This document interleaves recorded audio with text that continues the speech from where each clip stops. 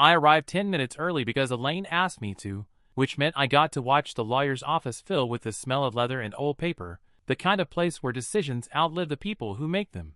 She sat beside me in a navy suit that made her look older than 28, a version of herself she wore like armor. Her hands were still, but her jaw wasn't. The muscle flickered each time the clock ticked. Harold Thompson, all silver hair and measured vowels, welcomed us into a conference room that looked like a courtroom without the audience. A folder waited at his elbow, thick enough to change a life. When he said we begin, I reached for Elaine's hand under the table. She didn't pull away, but she didn't hold on either. "My condolences," he said for the third time, and then the words that mattered. "And Vivian left you everything. $10 million in liquid assets. The Lakeview Drive mansion and the land beneath it. Controlling shares of Hughes Home Collections." Each item landed with a weight you could hear, a soft thud against the desk of the world as she knew it. Elaine nodded when he paused, eyes steady, like she was trying to be the kind of woman her aunt would trust not to flinch. The door opened. They came in smiling, like late guests to a party who expected applause for showing up. I recognized them from a single photograph Elaine kept turned face down in a drawer. The father thinner there, the mother brighter. Time had not been kind. It had carved new maps on their faces, but left their expressions intact, pleading on the surface, calculating underneath. "Ella," her father said, using a nickname no one had earned in years. "Look at you." Elaine didn't rise. She didn't speak. Thompson did. "We've started," he said, with a politeness that locked the room. "We're her guardians," the mother offered, voice sugared, eyes skimming the folder like a hawk circling a field. "We should be involved." Guardians. The word hit the table and shattered into every empty birthday and unanswered call. I felt Elaine's hand tighten, finally, a small anchor under wood and paperwork. Thompson's mouth thinned, the legal kind of disapproval. "Miss Winters is an adult," he said. "Today is about executing Miss Hughes's will." They sat anyway, uninvited, and for a moment I saw the 13-year-old Elaine she had told me about, the girl who woke to a note and an open closet. She was here too, trapped behind the practiced calm of the woman sitting beside me. Thompson kept reading. Numbers and deeds, accounts and clauses. The parents listened like gamblers counting cards, nodding at the parts that sounded convertible to cash. The mother reached across the table as if to pat Elaine's hand. Elaine moved her fingers away without theatrics, a clean refusal. When it ended, there was a silence that felt like a held breath before a storm. The father cleared his throat, already shaping the ask. "This is a lot for someone so young," he said. "We can help." Elaine finally looked at them. "You already did," she said. 15 years ago. And for the first time since we walked in, she held onto my hand, not to steady herself, but to ground the choice she was about to make. They said the word again, like it could rewind time. Guardians, rolling it around in their mouths until it sounded harmless, almost generous. We were still at the long table, the leather chairs swallowing our backs, the blinds cutting the winter light into obedient stripes. Thompson's pen hovered above a legal pad, refusing to bless the moment with ink. Elaine didn't move. She had that stillness I recognized from nights when grief pinned her to the mattress, not absence, but containment. Her mother kept smiling as if she could charm gravity, the expression brittle around the edges. "We only want to help," she said, reaching a fraction too far into Elaine's space. "It's a lot of money. A lot of responsibility." The father nodded in solemn agreement, a salesman polishing the last line of his pitch. "We know people.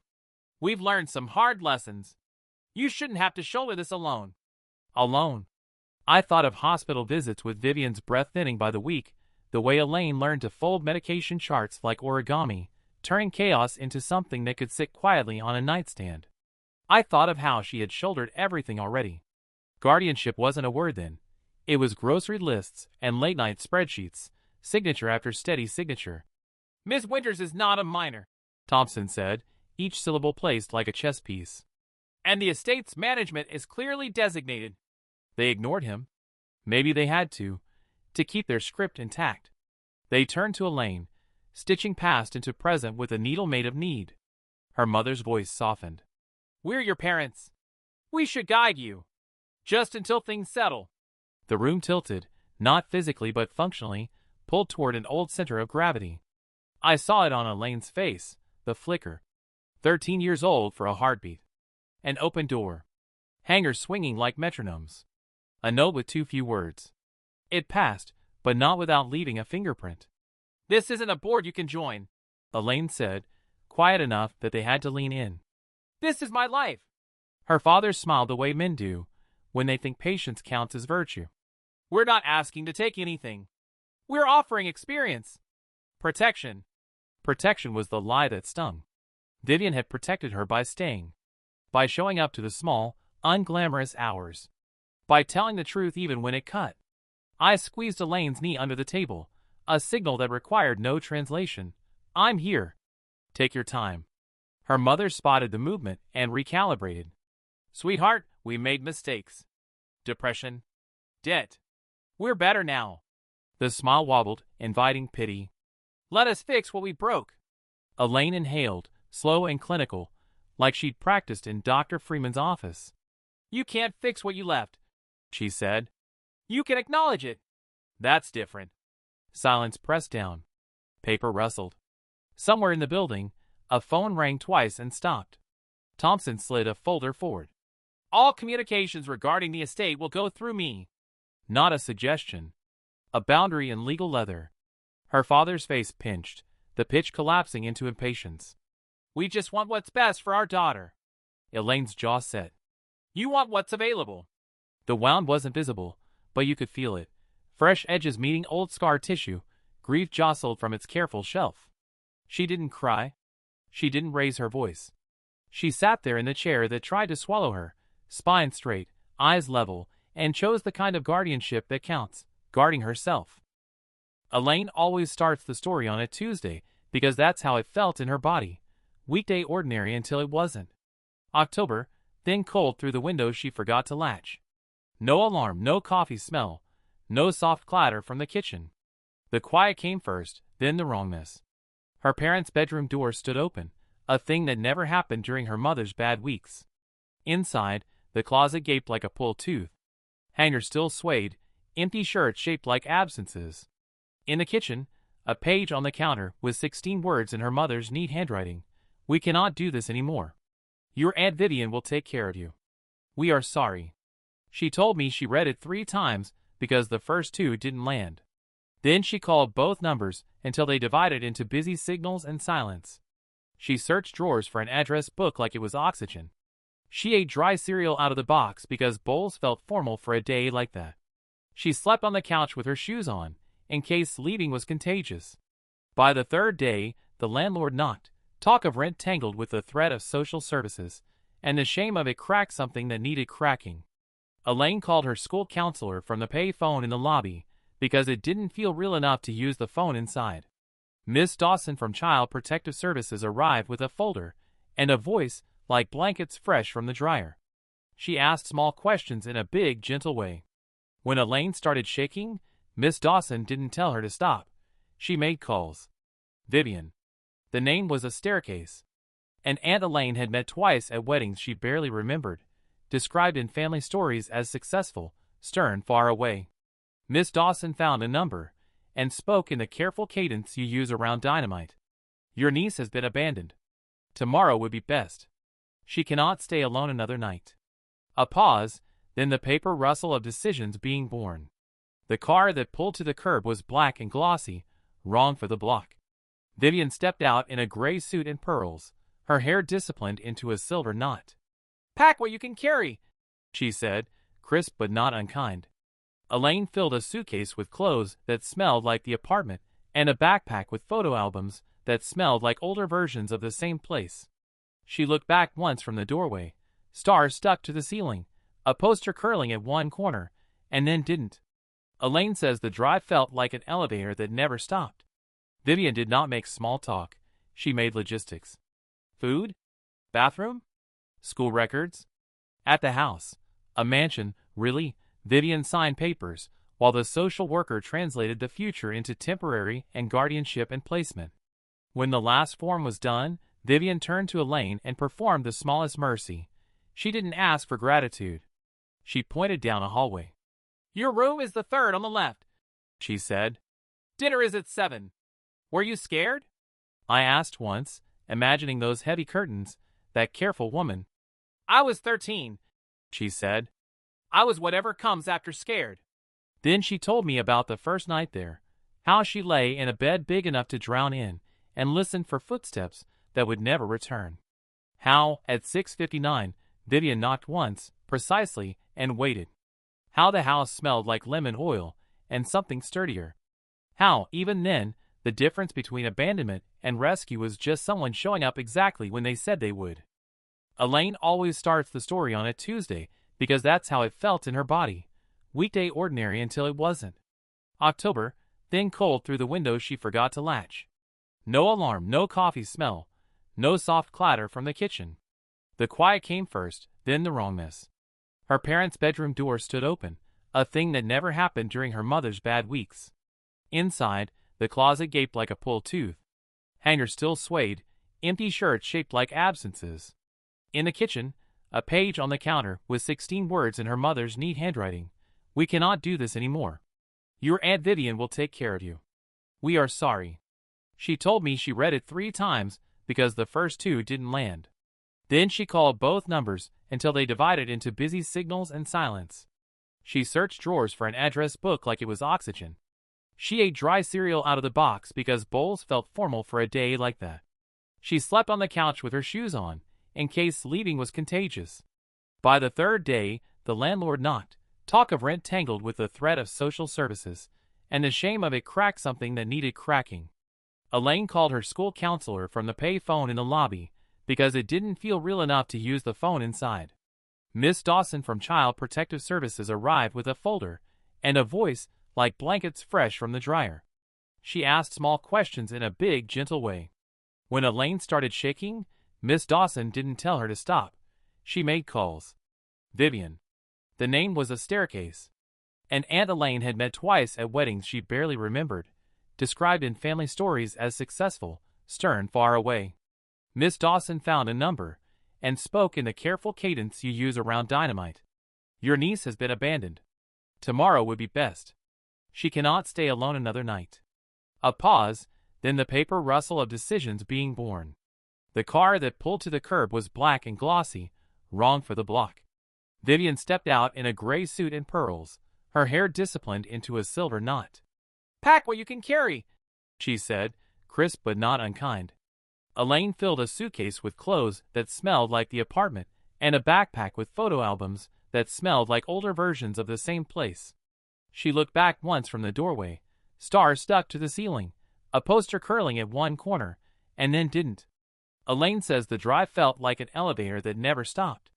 Vivian did not make small talk. She made logistics. Food? Bathroom? School records? At the house. A mansion, really? Vivian signed papers, while the social worker translated the future into temporary and guardianship and placement. When the last form was done, Vivian turned to Elaine and performed the smallest mercy. She didn't ask for gratitude. She pointed down a hallway. Your room is the 3rd on the left, she said. Dinner is at 7. Were you scared? I asked once, imagining those heavy curtains, that careful woman. I was 13, she said. I was whatever comes after scared. Then she told me about the first night there, how she lay in a bed big enough to drown in and listened for footsteps that would never return. How, at 6:59, Vivian knocked once, precisely, and waited. How the house smelled like lemon oil and something sturdier. How, even then, the difference between abandonment and rescue was just someone showing up exactly when they said they would. The first time I walked Elaine up the mansion steps, the house looked like a museum with opinions. Brass doorknobs polished into small suns, stair runner taut as a drumline, portraits of unsmiling ancestors who seemed to be checking posture. Elaine told me it used to feel like entering a contract. 7 a.m. breakfast, beds made with hospital corners, shoes off at the threshold or face the quiet apocalypse of Vivian's eyebrows. Piano at 4 for exactly 60 minutes. Dinner at 7 sharp with one current event and one personal accomplishment ready for the table-like place settings. No television on weeknights. Books arranged by subject, not whim. She said it like a joke, but kept glancing at the mantel clock, muscle ticking in her jaw. Habits survive their makers. Back then, Vivian measured care in schedules. If you were late to breakfast, the kitchen closed without malice. If homework arrived wrinkled, Saturday plans disappeared with the same steady efficiency she used to reorder inventory. It wasn't cruelty, it was gravity. Elaine hated it at 13. She also admits now it kept her from floating off. What she didn't see clearly then were the seams where strictness softened. A handkerchief pressed into her palm when she cried over a wedding photo. A metronome replaced with a softer one when the old click made her flinch. A math tutor hired without commentary after a bad exam, the shame removed like a splinter. Swift, practical, done. When the nightmares came, a light appeared under the crack of the door and stayed there until sleep returned. No questions in the morning, no report required at dinner.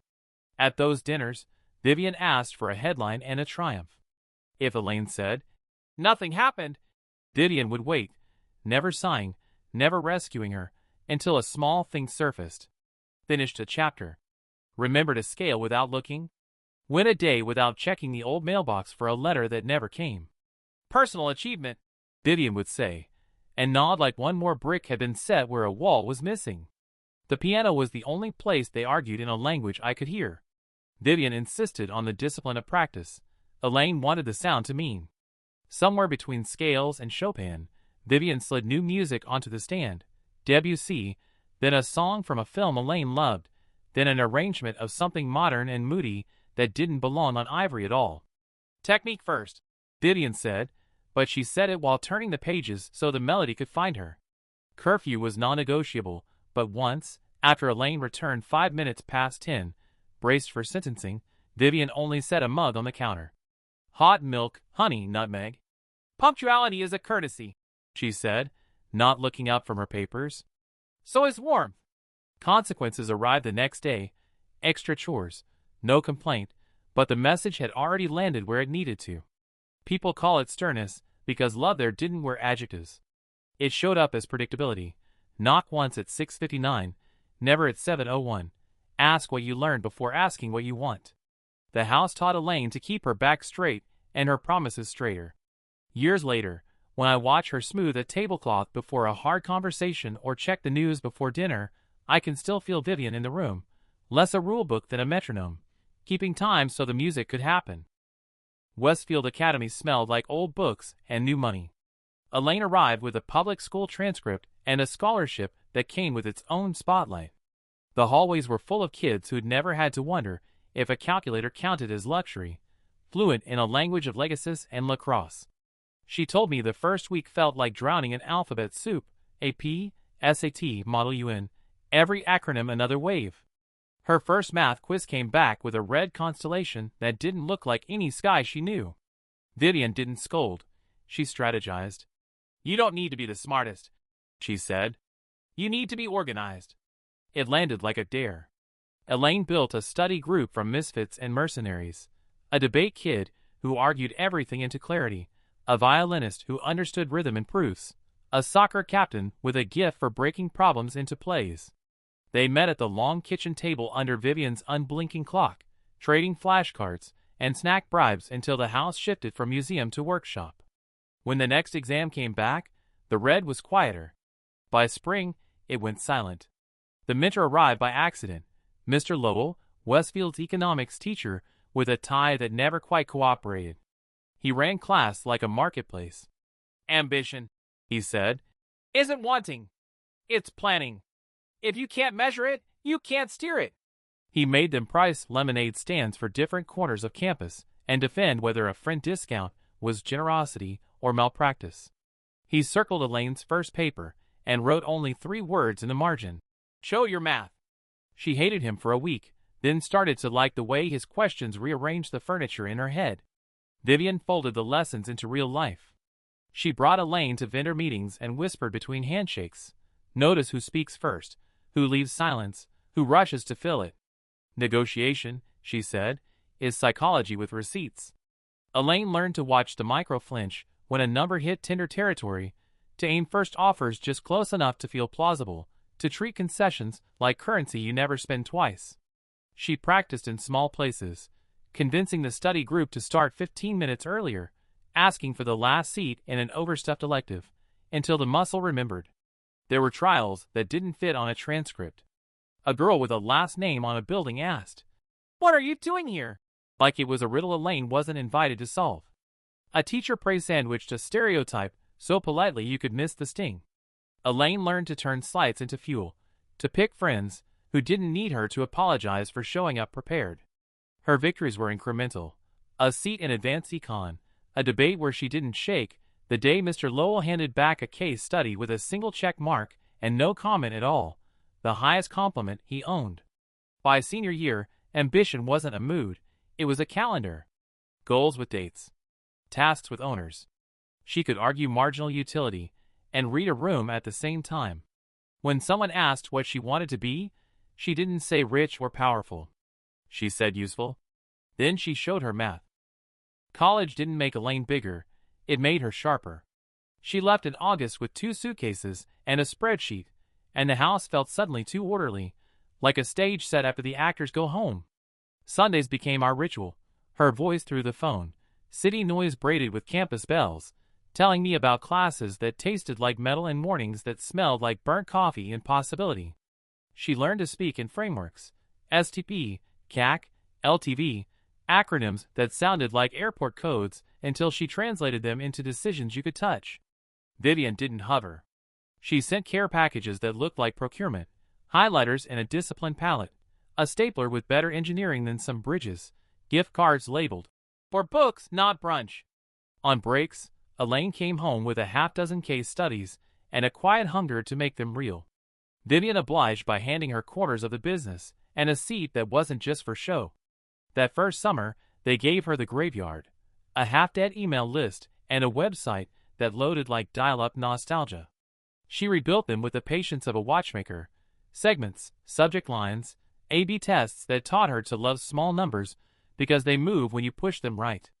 The first time a campaign spiked, she printed the graph and left it on Vivian's desk like a report card. Vivian read it, said, "Good," and then called the warehouse to prep for the extra orders. Praise in that house came disguised as logistics. By junior year, internship had become the wrong word. Elaine sat in on vendor negotiations and started to earn the glance from Vivian that meant, "Take this one." She didn't lower her voice to please, she slowed it to land. She learned the thing that turns theory into profit. The person across from you is a private storm of needs and fears. Price the umbrella, not the rain. They argued sometimes, in the precise way builders do. Elaine would pitch a rebrand. Vivian would say the word equity, like a warning. Elaine would push for online inventory visibility. Vivian would say, "Our customers like to call." Somewhere between then and now, they found a third way that felt like both of them. An old-world storefront with a live chat bubble that actually answered. Brand copy that didn't apologize for good linens. A return policy steeped in common sense rather than loopholes. I watched their orbit tighten. On Sunday calls, Elaine stopped asking what Vivian thought of her classes and started asking what lead time we'd need if a vendor missed a ship date. Vivian stopped giving advice and started asking for it, a quiet transfer of weight. At dinner, there were fewer quizzes and more blueprints spread across the table. Pepper Mills nudged aside to make room for margin notes. The night I noticed the shift, Elaine was standing at the kitchen counter, sleeves rolled, annotating a quarterly report with a posture I'd seen before. Vivian's, inherited the way other families passed down cheekbones. Vivian walked in, set a mug beside her without comment, and asked, "If we move the fall collection up 2 weeks, what do we lose?" Elaine answered without looking up. "Sleep," she said. Then she smiled. "But we gained share." They both laughed, surprised by the sound, and in that brief echo, you could hear the new shape of them. Not ward and guardian. Partners, necessary to each other in ways that couldn't be notarized. A business humming louder, a life clicking into place. 2 women who had learned how to hold a thing together and were now, piece by considered piece, building it. The day the word arrived, it didn't announce itself like a villain. It came folded in a doctor's voice and a printout with graphs that looked almost polite. Pancreatic. The syllables felt fragile and heavy at the same time, like a porcelain anvil. Vivian thanked the oncologist the way she thanked a vendor, crisp, contained, already translating prognosis into logistics. In the car, She adjusted the rearview mirror and asked Elaine to read the follow-up schedule out loud.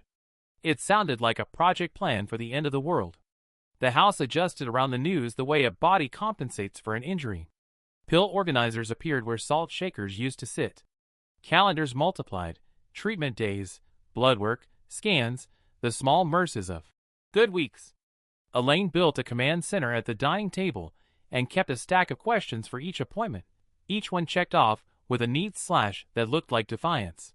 Vivian let her, which was its own kind of surrender. The handover didn't happen once. It happened invisibly, in increments so small you'd miss them if you weren't counting. 1 week Vivian still signed vendor contracts. The next she passed the folder across the table and said, "Read the indemnity clause." Elaine did, then added a line the lawyer later called elegant. Vivian nodded, and that was that. Purchasing orders, then hiring approvals, then the seasonal buy, each landing on Elaine's desk without ceremony, like water finding its level. On the days after chemo, the house breathed in whispers. Vivian sat wrapped in a shawl that looked like a verdict, eyes closed, while Elaine read emails aloud and answered the ones that couldn't wait. Sometimes Vivian would crack one eye and say, "Counter at 22%, and Elaine would smile, because it meant the business still had her voice. On the worst afternoons, when the room tilted and nothing stayed down, Elaine held a cool cloth to Vivian's temple and didn't narrate hope. She measured it instead, minutes between waves, ounces of water sipped, pain scores logged on a pad like a weather report only they could read. I watched the grammar between them soften. Vivian's commands became suggestions. Elaine's questions became decisions. A Tuesday morning, Vivian reached for a pen, then put it down. "Would you sign for us?" she asked, and the plural landed like a blessing. Later, when the courier left, Vivian said, with a half smile, "You have my handwriting." And Elaine exhaled in a way that told me she'd been holding that breath for years. The confession arrived in the quiet edge of evening, when the house smelled of ginger tea and rain. Elaine was settling Vivian into bed, fingers swift with habit, when Vivian gripped her wrist, unexpected strength in a failing hand. "You were the best risk I ever took," she said, the words shaped carefully, as if they might break on the way out. Elaine's eyes shone, but she didn't look away. Vivian swallowed, and then the thing she had avoided naming finally found her mouth. "Daughter," she said. "Mine." Elaine pressed her forehead to Vivian's, and answered without flourishes. "Mother," she said. Not an invention, but a recognition. After that, the transfer was easy to see. Signatures and passwords, yes, but also recipes Elaine had memorized by watching, the exact wrist flick that made a tablecloth fall straight, the habit of checking the news before dinner. The business kept humming. The house kept time. Love, pried loose from pride, turned practical and stayed. The restaurant was the kind that believed dim light could fix anything. Linen tablecloths, quiet forks, a waiter who appeared like a thought you weren't sure you had. They were already seated when we arrived, their posture rehearsed, faces lifted into the kind of smiles that ask for credit in advance. The father stood to pull back Elaine's chair, courtly as a magician with an empty sleeve. The mother touched Elaine's arm, as if reminding herself it was real. "We ordered a bottle," her father said, gesturing to Red already breathing like it had a right to the room. "Your mother always loved Pinot."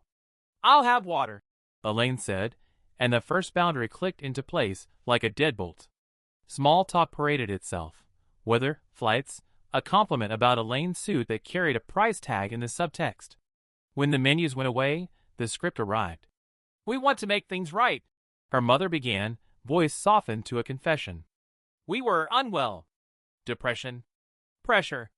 Your father's back." She tapped his hand. "We're better now." Her father nodded solemnly. "We've learned a lot. Hard lessons. And now there's this responsibility." He glanced at me like I was a witness he could charm. "It's a lot for anyone." They said help the way gamblers say luck, like a force that arrives if you invite it prettily enough. Medical bills, the condo with a second mortgage, a number so tidy it felt practiced. 70 would wipe the slate," he said gently. "Another 30 for the treatments. 100 total, and we can breathe." The mother's eyes watered on cue, not ugly, just glossy, like a sale flyer designed to look handwritten. I watched Elaine listen, the way she does in negotiations, not to respond, but to measure. She didn't rush to fill the silences they left on purpose. She let them stretch until the sound of their own need made them shift in their seats. "We're not asking for anything." Her father tried again, a sentence that not tied itself halfway through. "Only to be part of your life. To guide. To shoulder." Then, softly, the hook. "People make mistakes. But family fixes what it breaks." Elaine set down her water. "With invoices?" He smiled like patience was currency. "With support." The mother inhaled, a delicate reset. "If you're overwhelmed at the company, your father could consult. Budget, staffing. We could move here for a while. Smooth the transition." The word control didn't appear, but it sat in the center of the table between the salt and the pepper, waiting to be reached for. "And if we say no?" Elaine asked, not angry, just curious in the way a flame is curious. Her father's eyes flickered, pride, then calculation. "We wouldn't want misunderstandings," he said lightly. "Estate law is a maze. Media can be cruel. We're trying to avoid all that." There it was, the thing with its mask off. The waiter returned with dessert menus that no one touched. Elaine leaned back, the chair accepting her like it had been built for this moment. "I was 13, she said, and the air stilled. "I learned how to live without you. I can manage a balance sheet." Her mother reached again. Elaine didn't move. "What do you want?" Elaine asked, finally granting them the dignity of clarity. Her father opened his hands. "A chance. To be paid or forgiven?" He didn't answer, which answered everything. When we stood to leave, her mother whispered, "Think about family, sweetheart." Elaine nodded, as if the suggestion were new. Outside, the night felt honest. She took my hand. "I did," she said. "I chose." The house is louder at night, not with noise, but with memory. After the dinner, Elaine moved like a person walking off a ship that's still rocking under her feet. She didn't turn on many lights. She went straight to the study, the room Vivian had ruled with a fountain pen and a habit of writing thank you notes the day gratitude was earned. I followed and sat on the edge of the rug, the one that turns footsteps into secrets. She knew what she was looking for before she knew its name. Files labeled with the brisk grammar of business, vendors, payroll, insurance, slid past. Then a drawer that never opened all the way caught. Elaine knelt, reached behind the stop, and found a small brass key taped under the lip like a magician's final card. The file was gray and unlabeled except for a single word in Vivian's straight-line hand, Winters. Elaine placed it on the desk as if it could bruise. Inside were dividers with dates like coordinates. The first tab held photocopies of court notices and a report from a private investigator with photographs stapled in the corner. Her father outside a casino in a windbreaker that pretended to be casual, her mother in a uniform that didn't allow dignity a place to sit. Notes in Vivian's fountain pen blue. Confirmed, declined contact, paid to prevent disturbance. Next section, recorded call transcripts. I watched Elaine read and grow very still. A demand framed as paternal concern. A timeline that always circled back to numbers. 50 now, more later, or wheel. The thread changed its outfit from page to page, but it was always the same animal. Vivian's side of the conversation was almost silent, just timestamps and paraphrase, as if she refused to give their words the intimacy of her voice. There were receipts too, security installation, legal retainers, a donation under an alias to a shelter for teens. A neat ledger of harm intercepted and redirected so it couldn't hit where it aimed. Elaine turned pages until the blue ink thickened into something softer. A short note in Vivian's hand. If they return, Harold has instructions. Protect her time, then her heart. In that order. It felt like a will inside the will. She kept reading. 3 other families in other states, different surnames, same choreography, a death, an inheritance, a sudden rediscovery of kinship. Photographs of doorways with wreaths, notes on lies told with practiced pauses. It was a pattern even a tired person could see. Elaine wasn't an exception. She was a chapter. The last divider held a letter sealed in the kind of envelope you only buy when you mean the contents to matter. Elaine didn't open it.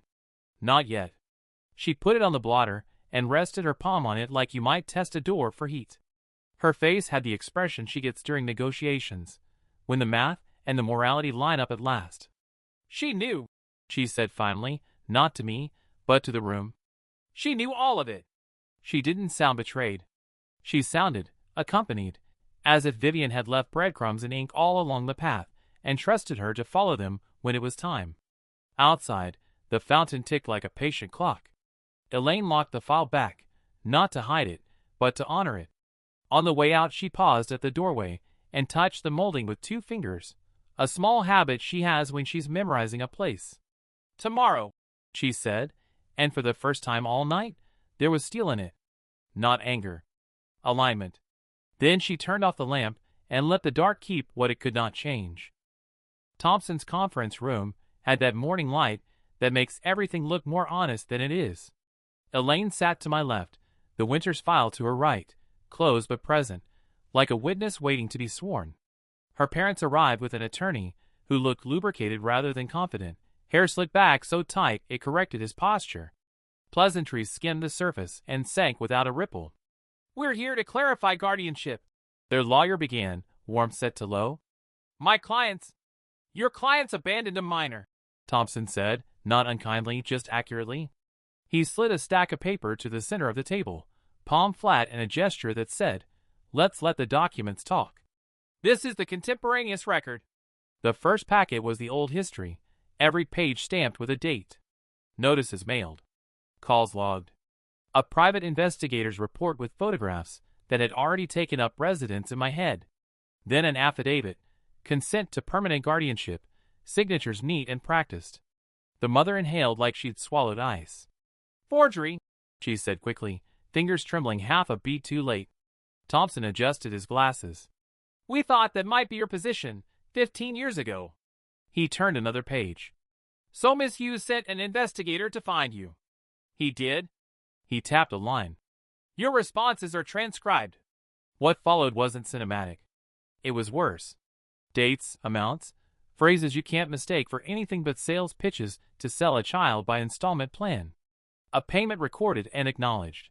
The father's jaw went hard enough to crack. "Temporary," their lawyer tried again, like a man reaching for a railing that isn't there.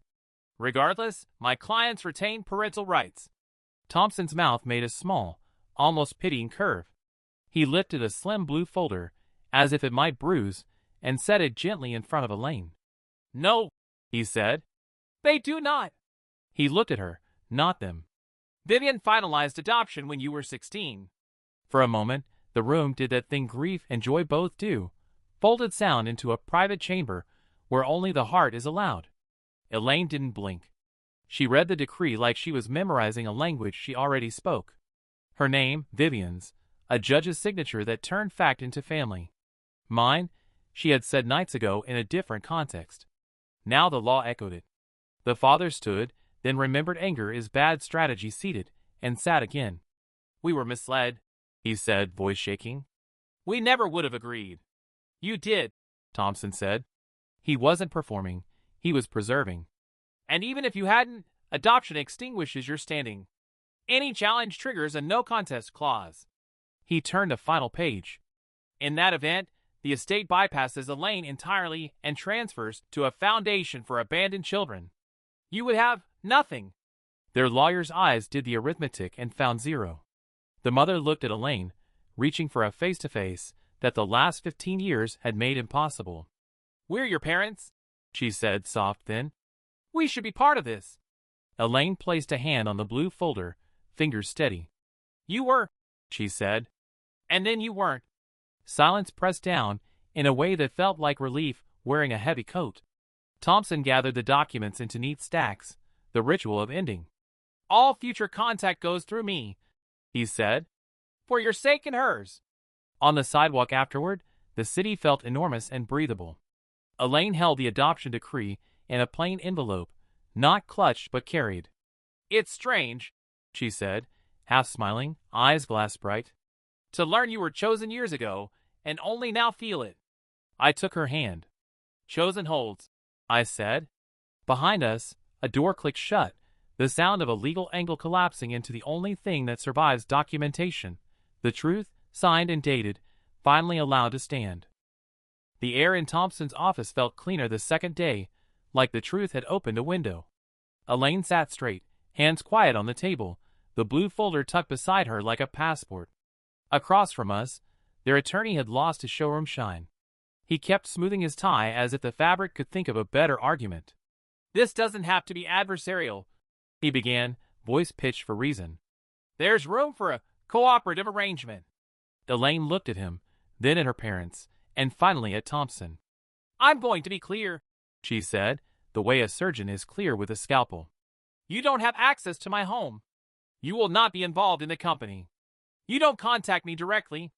If you need to say anything, you say it to Harold."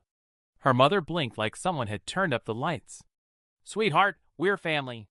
We can't go through lawyers for everything." "We can," Elaine said. "We will." Their attorney tried a smile that had probably worked before on softer days. "Perhaps a trial period? Regular calls. Some oversight.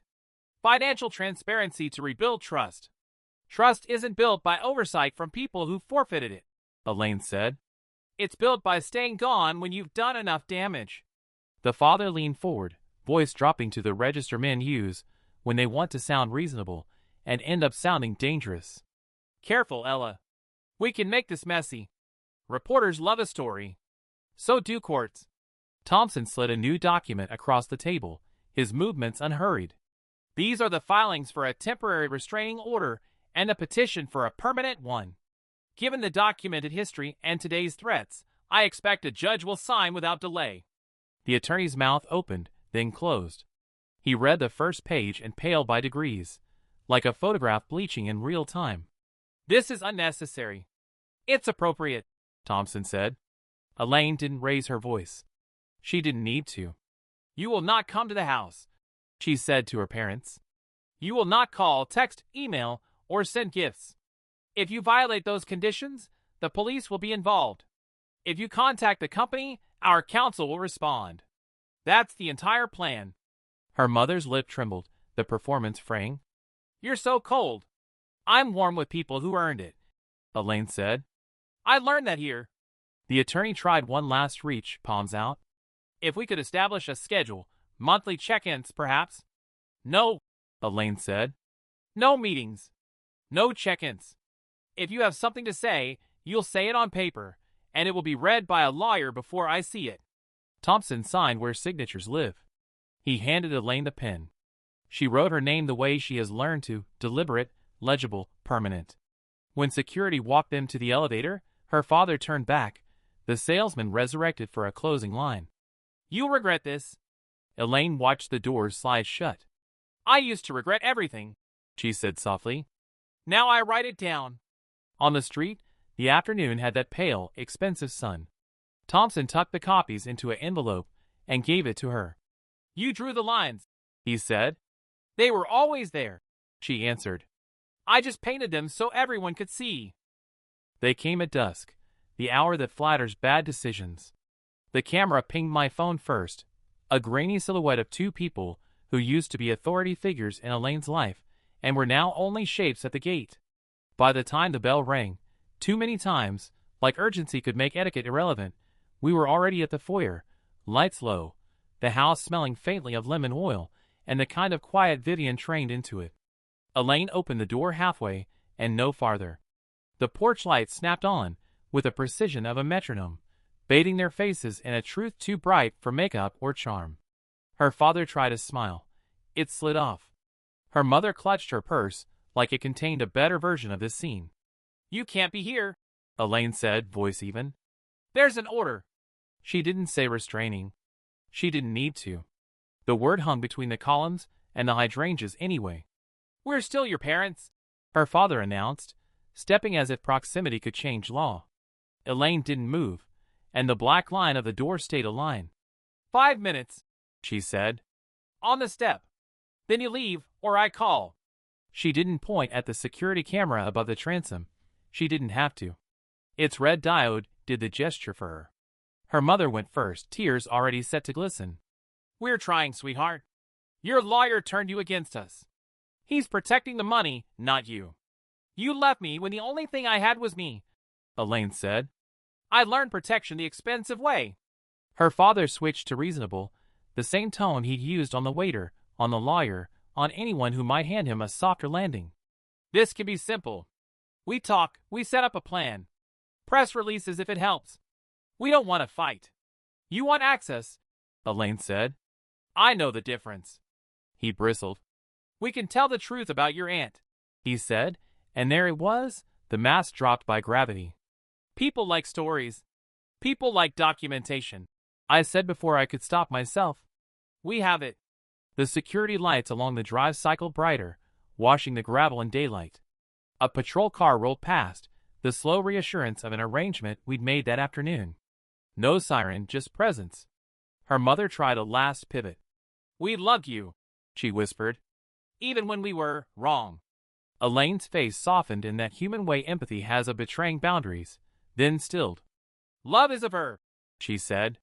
You conjugated it in the past tense and asked me to live on the memory. Her father's hand shot out, catching her wrist before the moment could decide itself. The camera chirped, a small sound with big meaning. Elaine didn't pull back. She looked at his fingers on her and then at him, and when she spoke, it was so quiet the recorder would have to work for it. Let go. He did. Maybe it was the patrol car idling at the curb now. Maybe it was the way the house watched. We'll be back, he said, but it lacked momentum. He turned, and her mother paused just long enough to deliver the line she'd practiced. Money won't keep you warm when you're old. Elaine's hand found the edge of the door. Consistency will, she said. She closed it with the politeness of a final door in a well-run office. The deadbolt slid home, a tidy sound, almost cheerful. Inside, the cameras sent their files to the folder Thompson had named with courtly understatement, Incidents. The foyer returned to lemon and quiet. Elaine leaned her forehead against the wood for one breath, then pushed away, shoulders squared. Tea? I asked. She nodded. Honey, she said. And then email Harold. The plan had no adjectives. It didn't need them. The house kept time. The recordings kept faith. Outside, tires whispered down the driveway. Inside, we did what Vivian taught. We stayed. Inheritance looked glamorous on paper, commas and deeds, and the way people start listening with their chins. But up close, it was a humming list of verbs. After the noise of lawyers and doorsteps quieted, Elaine went to work. Not dramatic, not cinematic. Work like breathing, steady, automatic, essential. She started with the parts of the business that groan when you touched them. The website that loaded like a shy animal. The email list fossilized under dust. She didn't blow it up, she tuned it. Segments, pilots, tests so small they could hide in plain sight. If customers can't find us, she said, they'll decide we don't exist. She had the devs fix search so a person could spell Shays 3 wrong ways and still land on the right velvet. She made the photography tell the truth. No haze. No filters that lied about walnut. You could see the wood grain and imagine your hands there. But she kept Vivian in the bones. Purchase orders written like contracts with the future. Showroom vignettes that told you where the chair belongs in a life, not just a room. The Tuesday vendor check-in never moved. It just got an agenda that lived in the cloud instead of a leather binder. Systems, she told me, sliding a stack of quarterly reports across the table, are just promises you make to your future self. She kept the promises. The margins noticed. She found her voice somewhere between return policies and brand copy. Vivian's tone had been immaculate and cool. Elaine let in a degree or two of human. Emails started with names, not account numbers. Packaging included a card that said thank you without using the word journey. When a supplier missed a ship date, she didn't perform outrage. She renegotiated freight and asked about their bottleneck. People mistook that for kindness. It was competence wearing a soft sweater. I watched the staff stand a little taller. The warehouse guys started sending her photos when a pallet landed clean. She sent back a line of praise that somehow made everyone work faster without hating themselves. The floor manager told me, half joking, she's scary, but in the way a schedule is scary, only if you're late. The foundation came out of a quiet Saturday, rain on the conservatory glass. Elaine had a stack of letters from customers who bought wedding china and sent back stories instead of reviews, mothers and daughters, estrangements and repairs. She made a list on a yellow pad, then another on a spreadsheet, because feelings are real and budgets are too. The Vivian Hughes Foundation wasn't a monument, it was a tool. Therapy stipends for kids who'd learned to fix themselves in the dark, scholarships that didn't punish gaps on a transcript, small grants for couches and cookware when someone aged out of safety and needed a home, not a lesson. At the launch, she didn't cut a ribbon. She read the first round of approvals with her thumb pressed to the edge of the paper, like it might run. "This," she said afterward over takeout eaten at the good table without apology, "is the part that spends itself well." When I left at night, the house was lit the way a lighthouse is lit, on purpose. Inheritance wasn't wealth to her, it was continuity. Systems that held, people who stayed, a ledger that finally balanced where it mattered. She had turned a bequest into a verb and written herself into it in ink that does not fade. It came in the noon mail, ordinary as a water bill. No return address beyond a city that had only ever sent trouble.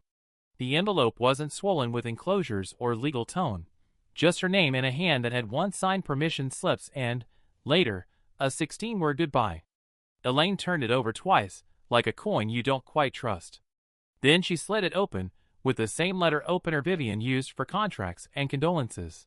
I watched from the kitchen threshold while the kettle climbed toward a whistle. Elaine read standing up, eyes moving the way they do when she's scanning a balance sheet, slow once, slower again. No ask. No number hidden under confession. Only sentences that sounded like they'd been sanded down by shame and time. "I'm sorry for leaving. I was sick and selfish. I thought distance would be mercy, and made it a wound. I have nothing to request, and nothing to trade. I will not contact you again unless you ask me to. If you never do, I will understand. I hope you are loved." She folded the letter in thirds precisely, not because neatness mattered but because control did. She didn't cry. She didn't scoff. She set it on the counter like it might bruise. The kettle clicked off by itself, and we forgot the tea. "What do you think?" I asked finally. She shrugged with only one shoulder, the way she does when feelings arrive without appointments. "It's honest," she said. "Or it wants to be. I can't tell if that difference matters." She didn't write back that day. Or the next. She put the letter in the top drawer of her desk beside spare keys and a flash drive labeled Foundation, Q3. Sometimes she opened the drawer, not to read it, but to confirm it existed, like a landmark you check on a night drive to make sure the road still knows where it's going. Truth is, closure had always been a verb in this house, not a ceremony. There was no cliff to leap from, only ground to keep walking. Elaine kept doing the verbs, signing, deciding, calling the warehouse to prep for late freight, texting me a photo of oranges at the market with the caption, "These were the blood ones." She went to therapy and said the word mother without needing to qualify which one. She visited Vivian's grave on a Tuesday because the schedule allowed it, not because the calendar demanded ritual. On a rain-heavy afternoon, she took the letter out and read it again at the dining table where bills and blueprints take turns. "She didn't ask for forgiveness," she said, almost to herself. "She left the space where an ask would go." "And?" I said. "And I don't have to fill it." She smiled without showing teeth, the kind of smile you give a problem that finally stopped pretending to be a mystery. She slid the page back into its envelope and returned it to the drawer, not buried, not displayed. Accessible. Weeks later, when a friend asked if the letter helped, Elaine said, "It helped me choose not to answer yet." Not as a punishment. As a boundary that didn't need an audience. Some doors don't slam, they just stay closed with the light on inside, and you decide, day by deliberate day, not to turn the knob. The cemetery sits on a hill that makes the city look honest. No filters, just angles and roofs and the slow insistence of trees. We brought peonies, because they're unruly in a way Vivian would have tolerated only in flowers. The stone was the same as the day we chose it, black granite, name and dates in a font that didn't waste anyone's time. Elaine traced the letters with her thumb, like she was checking the spelling of a fact she already knew by heart. The engraver waited by the path, with a canvas satchel, and a patience that comes from carving permanence for a living. Elaine had signed the work order weeks ago, and then sat with it, making sure the word was earned, not borrowed. When she nodded, he knelt and taped off a neat rectangle under Vivian Eleanor Hughes. He chalked the guide, measured twice, and began. Each cut made a sound like a small door closing correctly. We didn't speak. The word appeared one stroke at a time, not conjured but revealed, mother. No italics, no ornament. As plain and impossible as a sunrise. When he finished, the engraver brushed the dust away with something that looked like a makeup brush and stepped back, letting the letters take their new weight. Elaine's shoulders eased like a long-held muscle finally unclenched. There, she said, and the syllable floated in the cold air and settled exactly where it belonged. She set the peonies at the base, one pink head listing toward the grass like it had somewhere else to be. We stood together while the wind sorted itself out. I used to think family was a noun, she said after a while. Turns out it's choreography. She didn't look at me. She looked at the city. Who shows up, who keeps time, who catches the weight without making a speech about it. She told Vivian the updates the way she used to across the dinner table. Warehouse throughput up since the new routing. The fall by locked and better than last year. The foundation funded a therapy slot for a kid who kept their grades alive with duct tape and stubbornness. Small, measurable mercies. Vivian would have approved. She liked numbers that translated into less pain for someone else. When it was time, Elaine pressed her palm flat against the stone, then the fresh word. Thank you, she said, not as a goodbye but as a receipt. On the walk down the path, she didn't look back. Not out of indifference. Out of alignment. The past was finished and sturdy. The future needed her hands. In the car, she set her phone on the console and opened the Notes app where she keeps lists that become calendars. We moved the winter launch up a week, she said. And I want the Foundation's emergency fund replenished before quarter's end. On purpose, I said. Abundantly, she answered, a smile catching at the corner of her mouth. The city folded around us, traffic, errands, a life being built with the same materials that raise the word on the hill. Precision, patience, and the kind of love that arrives every day and does its job.